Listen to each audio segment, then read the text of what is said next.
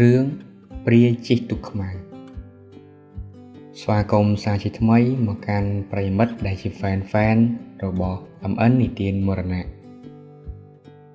ប្រិយមិត្តដែលមានចំណង់ចំណូលចិត្តអានរឿងខ្មោចទាំងឡាយខ្ញុំក៏ជាមនុស្សម្នាក់ដែលចូលចិត្តអានរឿងខ្មោចនេះដែរពេលនេះ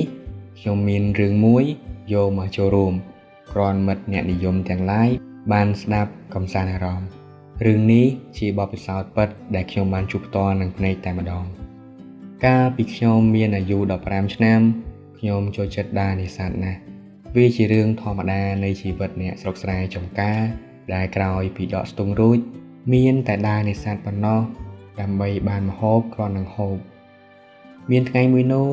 ខ្ញុំនិងមិត្តភ័ក្តិ4នាក់ទៀតបាននាំគ្នាទៅបបកត្រីនៅឯស្ទឹងដែលនៅឆ្ងាយពីភូមិប្រហែលជា3គីឡូម៉ែត្រក្រោយពីបបកអស់មួយប្រឡប់ធំឃើញថាម្នាក់សុទ្ធតែបានត្រីគ្រាន់តែតិចនិងច្រើនប៉ុណ្ណោះព្រោះបើអ្នកណាអង្គុយចំកន្លែងត្រីដែលច្រើនក៏បានច្រើនជាងគេបន្តិចអ្នកណាសោយអង្គុយមិនត្រូវនឹងផ្លូវត្រីក៏បានតិចតួចជាងគេទៅនៅវេលាប្រហែលជាម៉ោង1 អាធ្រាត្រខ្ញុំងាកទៅមើលមិត្តម្នាក់ដែលឈ្មោះថាអាកូកដែលអង្គុយនៅក្បែរខ្ញុំឃើញវាដាក់ដងបបកចោះដេកលក់ស្ងាត់ជ្រាបទៅហើយប្រហែលជាវាខ្ជិលព្រោះត្រីមិនសូវស៊ីក៏មិនដឹងខ្ញុំខ្ជិលដាស់ក៏បណ្ដោយឲ្យវាដេកតាមដំណើរព្រោះបើចិត្តមិនចង់ក៏បបកមិនបានត្រីដែររហូតដល់ម៉ោង 7:02 ឮសូរមាត់ត្រីពុបប៉ាប់ចាប់ចំណីគួរជាទីសង្ឃឹមដល់អ្នកបបកដូចជាពួកយើងក្នុងចិត្តចេះតែនឹកឃើញថាមិនយូរទេយើងច្បាស់ជាវត្តបានត្រីរស់អាធំកោងដងបបកជាមិនខានកំពុងតែរេរងបបកចុះឡើងស្រាប់តែខ្ញុំភ្ញាក់បះដៃបះជើង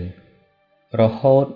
របូតដងបបកធ្លាក់ចេញពីដៃព្រោះតែស្លន់នឹងអាកោកដែលស្រែកជំទាវវាស់ពេញទំហឹងជាងនេះទៅទៀតវាព្រមទាំងស្រែកថាអេទូកខ្មៅធំណាស់វាកំពុងតែមកហើយប្រញាប់រត់គេចឲ្យលឿនឡើងខ្ញុំនិងមិត្តភ័ក្តិ3នាក់ផ្សេងទៀតឆ្លេឆ្លាប្រញាប់រត់ទៅមើលវាពេលឃើញវាស្រែកផងចង្អុលផង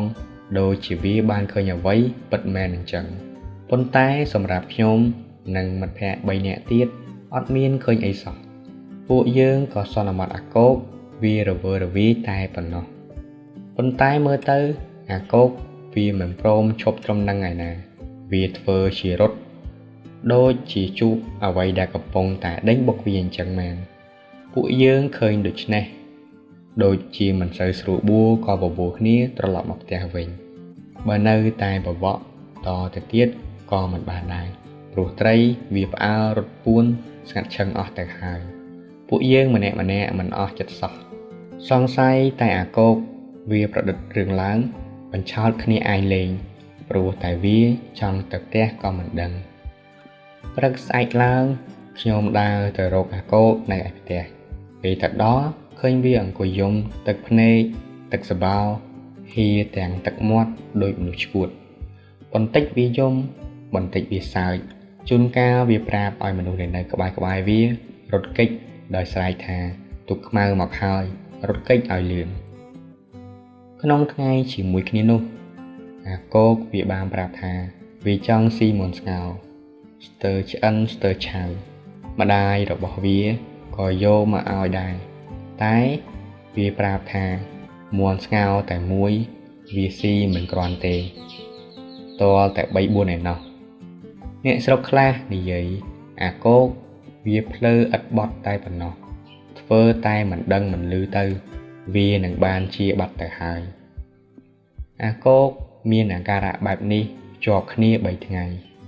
រួចវាក៏ស្លាប់បាត់ទៅដោយគ្មានមូលហេតុប៉ុន្តែនៅពេលពិនិត្យមើលទៅរាងកាយរបស់វាឃើញមានស្នាមជាំជាពិសេសនៅនឹងបាតជើងរបស់វាមានស្នាមជាំ